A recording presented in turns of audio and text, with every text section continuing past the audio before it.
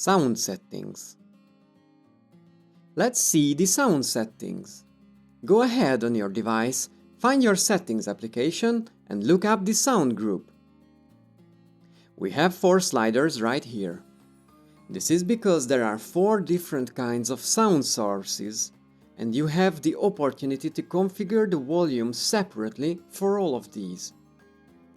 The media volume is when you are playing some music or watching a movie.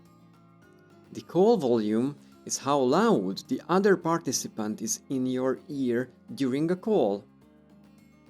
Ring volume sets the loudness of the ringtone. This other volume sets the loudness of the alarms, such as the wake-up alarm and the countdown timer. The next option is also vibrate for calls.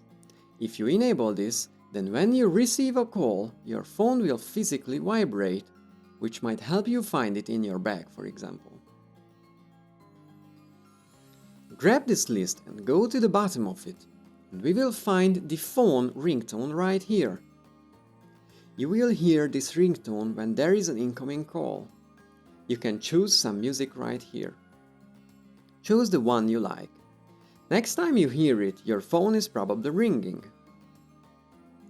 The default notification sound is a list of short pieces of music. This is what you will hear when a notification happens on your device. A notification is a feature of your phone that will inform you about some recent event.